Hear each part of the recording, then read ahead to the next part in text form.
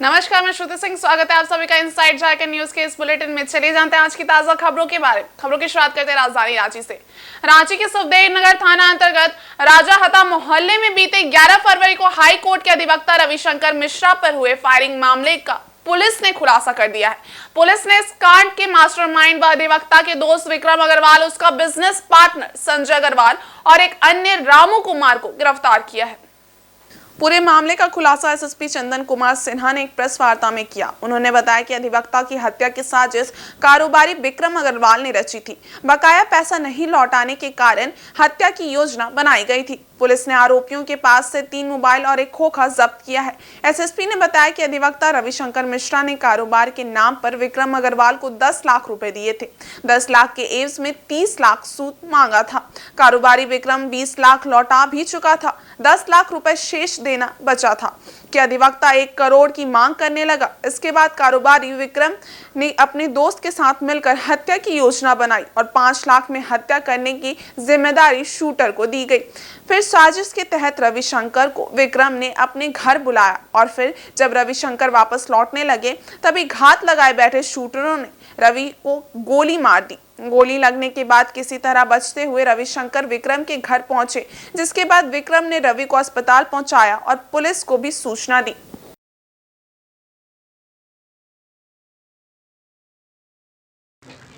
11 फरवरी को एक सुखदेव नगर थाना क्षेत्र में गोली चालन की घटना घटी थी, जिसमें अधिवक्ता रविशंकर मिश्रा घायल हुए थे। इसके संबंध में उनके मित्र, जिनके घर पर वो मिलने गए थे, विक्रम अग्रवाल, उन्होंने ही एफआईआर दर्ज कराया था। जब कांड का एसआईटी बनाकर अनुसंधान हुआ तो ये पता चला कि जो उनके मित्र थे वो ही इस घटना के मुख्य सूत्रधार थे। कारण यह था कि 10 लाख रुपया अधिवक्ता महोदय ने उन्हें लोन के रूप में दिया था और बड़ा हाई रेट ऑफ रिटर्न था। 10 लाख के बदले 3 महीने में ही 30 लाख लौटाने की बात थी, जिसमें से 20 लाख इस व्यक्ति ने लौटा भी दिया था, लेकिन फिर वो अपना अमाउंट बढ़ाते चले गए। और तब इस आदमी ने, इनका कहना कि हम परेशान होकर एक क्रिमिनल से संपर्क किए और उससे संपर्क करने के बाद इसे मरवाने का प्लान किया था। उसी क्रम में एक गोली चली थी।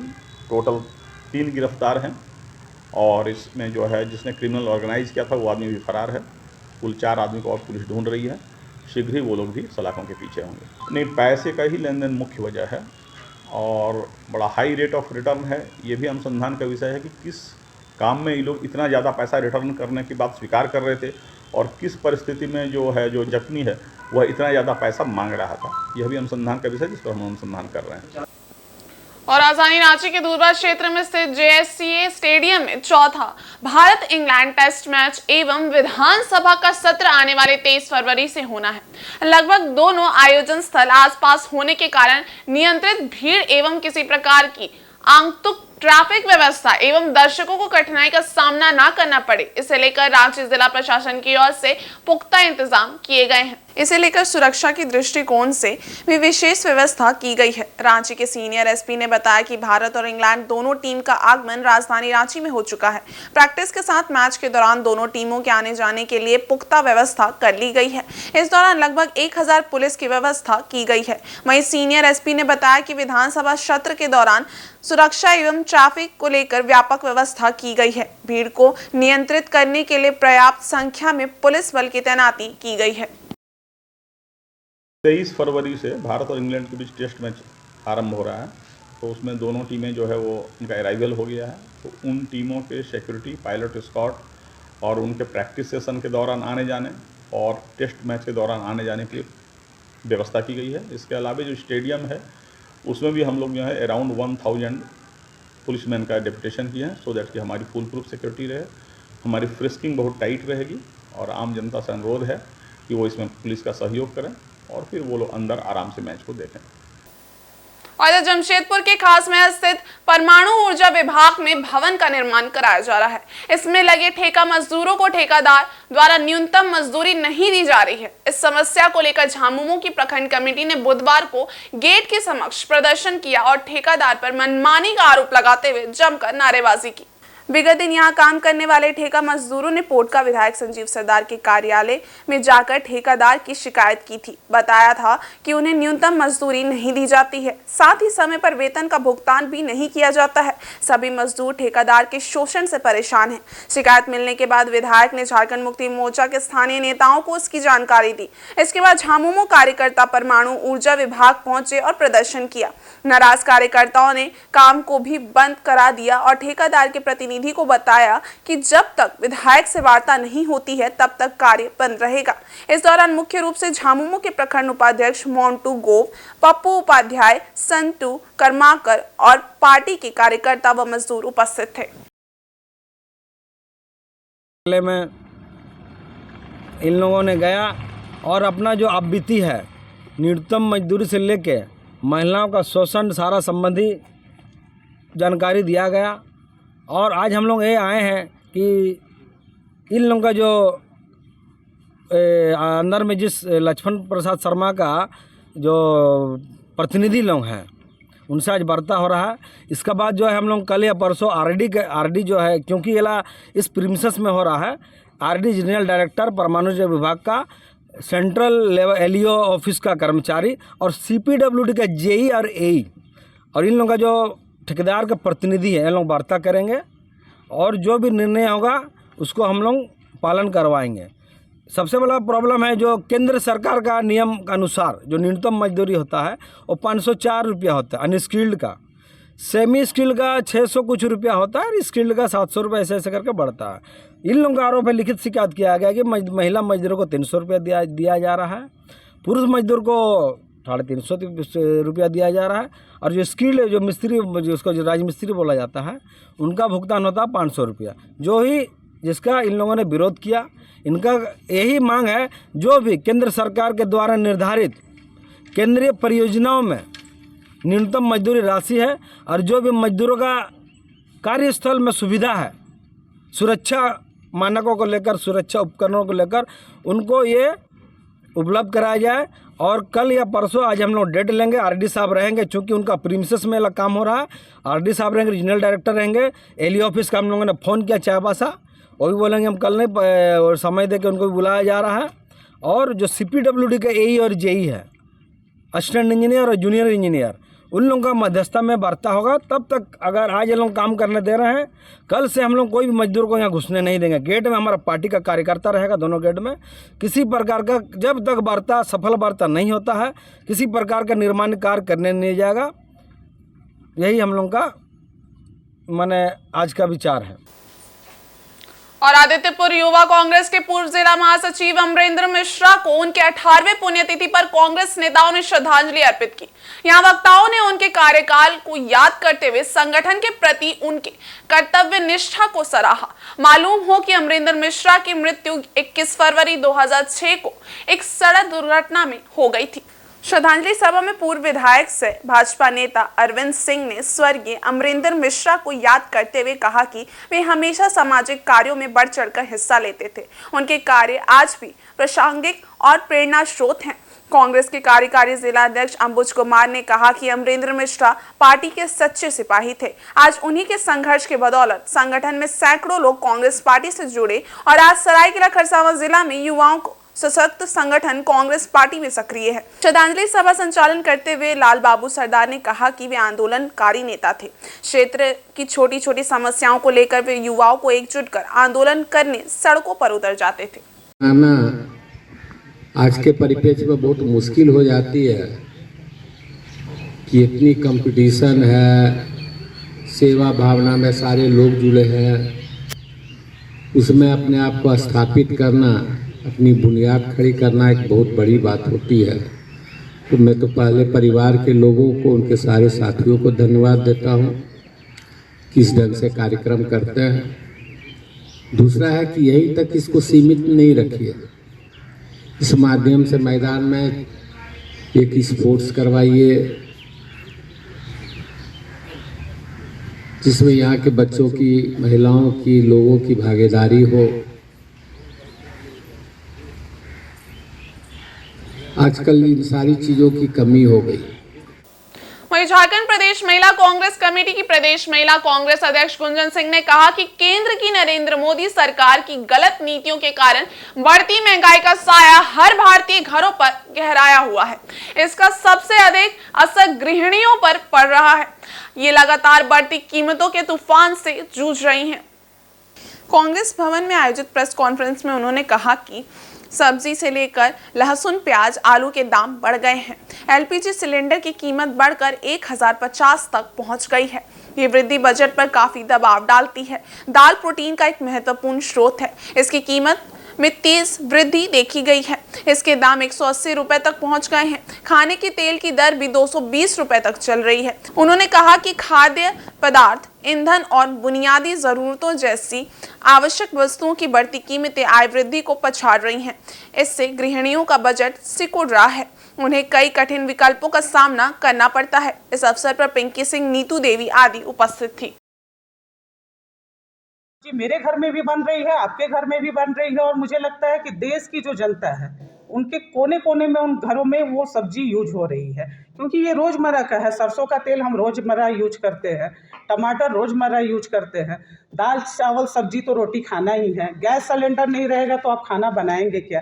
तो ये पूरा देश का आंकड़ा है। बिल्कुल आंदोलन होगा।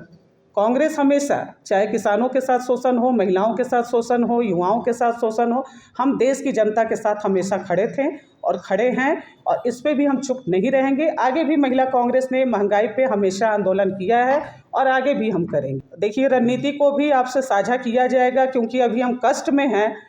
महिलाएं, गृहिणियों के आंखों से आंसू आ रही है, उनकी भावनात्मक स्थिति को हम समझ रहे हैं, तो इस चीज़ों को भी साझा किया जाएगा। आज प्रेस कॉन्फ्रेंस करके आप लोगों को ये चीज़ बताने का काम किया गया है। हम लोग इस पे रणनीति बनाएंगे कि महंगाई को लेकर यहाँ से लेकर दिल्ली संसद तक कैसे हम घेराव करेंगे, इसको हम लोग जरूर आपके साथ साझा करेंगे। वहीं झारखंड पीपुल्स पार्टी के केंद्रीय अध्यक्ष सूर्य सिंह बेसरा ने ऐलान किया है कि झारखंड के 81 विधानसभा व 14 लोकसभा सीटों पर उनकी पार्टी चुनाव लड़ेगी। वे बिरसा मुंडा के संकल्प को झारखंड में साकार कर के ही दम लेंगे। घाटशिला के एक प्रेस वार्ता में आयोजित कर सूर्य सिंह बेसरा ने इसकी जानकारी दी। सूर्य सिंह बेसरा ने कहा कि झारखंड लूट का चारागाह बन गया है। लालू यादव कहते थे कि उनकी लाश पर झारखंड बनेगा। वे फिलहाल 900 करोड़ के घोटाले में फंसे हैं। झारखंड बनने के बाद निर्दलीय विधायक मधु कोड़ा पूर्व सीएम हेमंत सोरेन ईडी की रडार में आने के बाद फिलहाल जेल में है। अब झारखंड पीपुल्स पार्टी झारखंड की 14 लोकसभा सीट पर प्रत्याशी खड़ा करेगी। उन्होंने कहा कि यहाँ के आदिवासियों और मूलवासियों को शुरू से ही झामुमो ने बेवकूफ बनाने का काम किया है।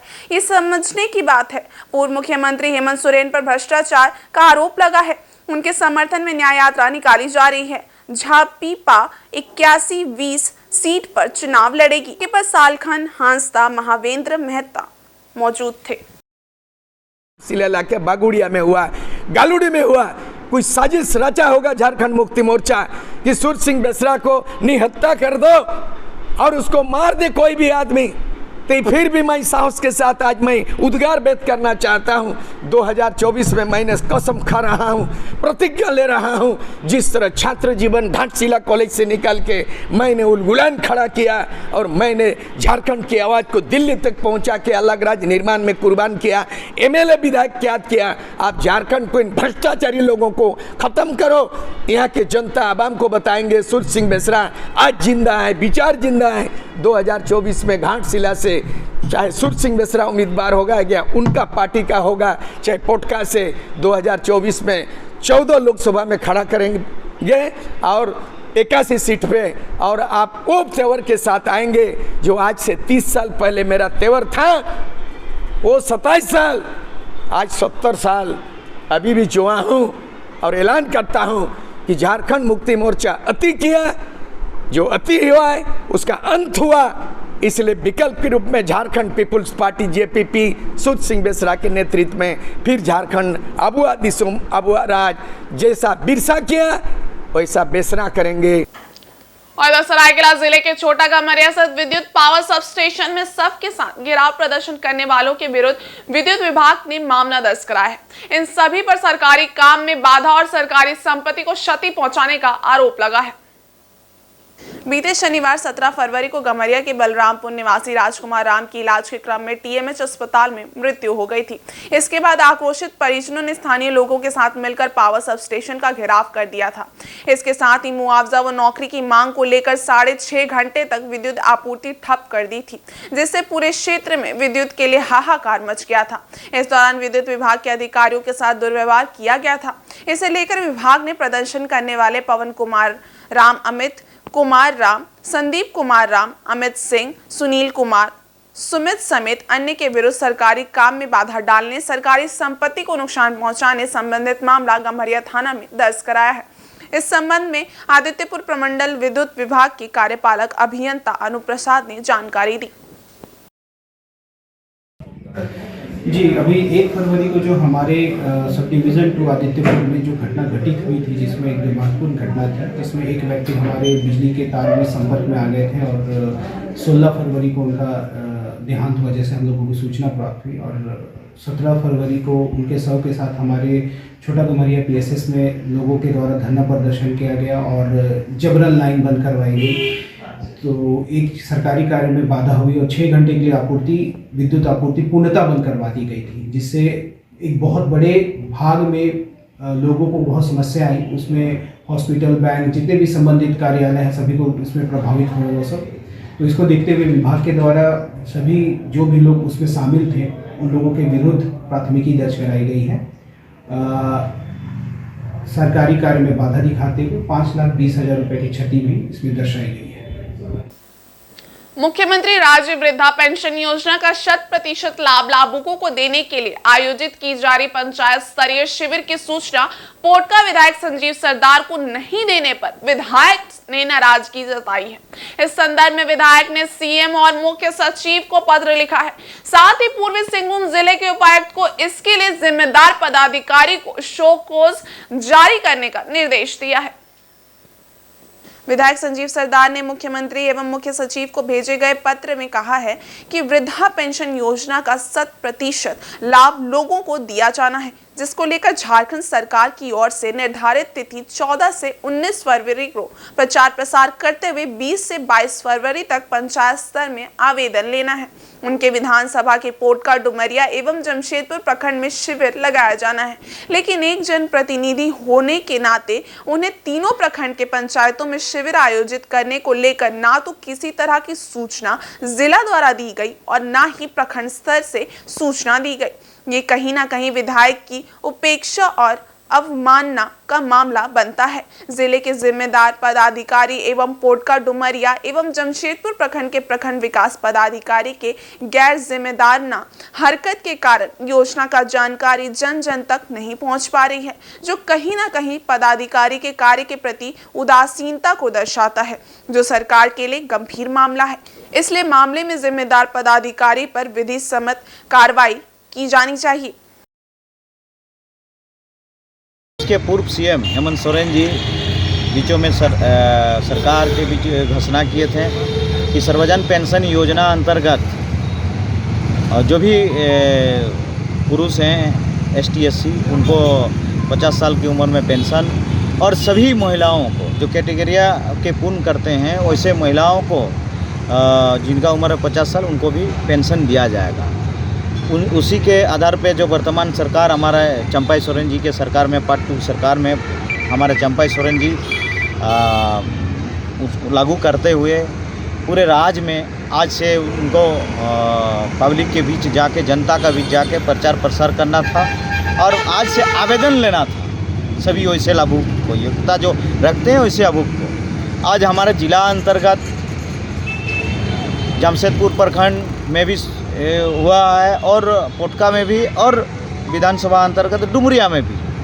ये जो तीनों प्रखंड है, तीनों प्रखंड में से पूरे जिले के पदाधिकारी लोग आए और जमशेदपुर प्रखंड से ये शुरुआत किया गया और ये शुरुआत में ना कि प्रचार प्रसार था, ना कि लोग आ पाए, ना इनको सही ढंग से जानकारी हो पाया, ना कि प्रतिनिधि को बुलाया गया। और उसमें हम एक सरकार के पार्ट हैं, ना हमें भी इस कार्यक्रम के बारे में बताया गया। तो ऐसे में अगर ऐसे में इन सारे योजनाओं को धरातल पे हम लोग कैसे ले जाएंगे। और आदित्यपुर आकाशवाणी चौक स्थित आरके टावर में मंगलवार को लोक जनशक्ति पार्टी के नव मनोनीत पार्टी पदाधिकारियों का अभिनंदन समारोह आयोजित हुआ। कार्यक्रम में काफी संख्या में पार्टी के कार्यकर्ता उपस्थित थे। इस दौरान नव मनोनीत पदाधिकारियों ने पदभार ग्रहण किया। अभिनंदन समारोह के बाद सरायकेला खरसावां जिला अध्यक्ष रंजीत कुमार पांडे की अध्यक्षता में पार्टी की एक बैठक भी हुई, जिसमें विशिष्ट अतिथि के रूप में झारखंड प्रदेश प्रवक्ता उमेश तिवारी उपस्थित थे। कार्यक्रम के दौरान नए पदाधिकारियों का स्वागत किया गया। कार्यक्रम में मौजूद प्रदेश सचिव मनोज पासवान ने बताया कि जिले समेत कोल्हान प्रमंडल में आगामी लोकसभा एवं विधानसभा चुनाव को देखते हुए पार्टी का विस्तार कर नए लोगों को जोड़ा जाएगा। प्रदेश प्रवक्ता उमेश तिवारी ने कहा कि आगामी लोकसभा चुनाव में प्रति बूथ पर 10-10 यूथ तैयार करने की दिशा में पार्टी पदाधिकारी और कार्यकर्ताओं को निर्देशित किया गया है। आगामी विधानसभा चुनाव में भी पार्टी की जिम्मेदारी तय करने को लेकर योजना तैयार होगी। मौके पर जमशेदपुर, चाईबासा, खूंटी और रांची लोकसभा सीट से जुड़े पदाधिकारी को जिम्मेदारी सौंपी गई। लोक जनशक्ति पार्टी रामविलास पासवान की आज हम लोग जिला कार्यालय करसवा सरायकेला आदित्यपुर में यहाँ पर कार्यक्रम किए। इसमें बहुत से हमारे लोग दूसरे पार्टी से हमारे लोक जनशक्ति पार्टी की सदस्यता ग्रहण की और हम लोग आगामी लोकसभा चुनाव 2024 को ध्यान में रखते हुए हम लोग का चुनाव में कैसे मजबूती से हम लोग चुनाव में उपस्थिति हमारा दर्ज होगा, इसमें हम संगठन को कैसे मजबूत करेंगे, लोकसभा चुनाव में हमारी क्या भागीदारी होगी, कैसे हम बूथ को गठन करेंगे, बूथ कैसे मजबूत करेंगे, इस सब संदर्भ में आज हम लोग चर्चा कर रहे हैं। हम लोग आपके प्रखंड स्तर और नगर स्तर पर सदस्य ग्रहण करवाएंगे जिला अध्यक्ष के थ्रू और विभिन्न दलों के जो है अभी बहुत सारे जो पुराने कमेटी के लोग हैं उन लोग को भी जिला अध्यक्ष के साथ हम अपना परिवार उनको ग्रहण करेंगे, साथ में अपने कमेटी के लोग को भी उनको सौंपेंगे। और जमशेदपुर के श्री श्री साक्षी शिव मंदिर एवं श्री श्याम परिवार का 35वां श्री श्री श्याम महोत्सव मंगलवार को धूमधाम से मनाया गया। महोत्सव को लेकर पूरे मंदिर परिसर समेत श्याम बाबा का विशाल दरबार पुष्पों से सजाया गया था।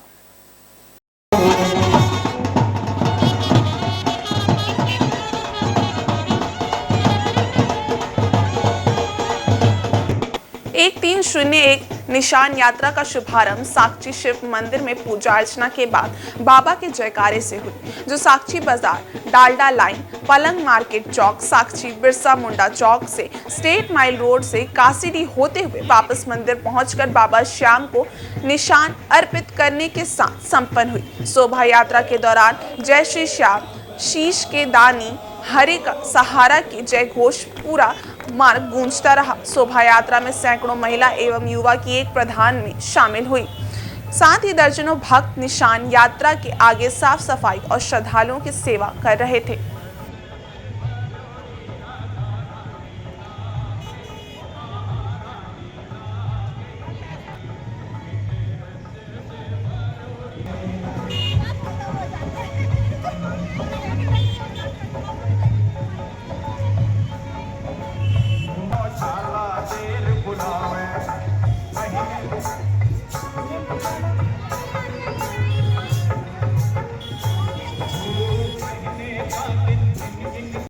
और इस बुलेटिन में बस इतना ही। ब्रेक के उस पार कुछ और खास खबरें, तब तक के लिए देखते रहिए इनसाइड झारखंड न्यूज। धन्यवाद।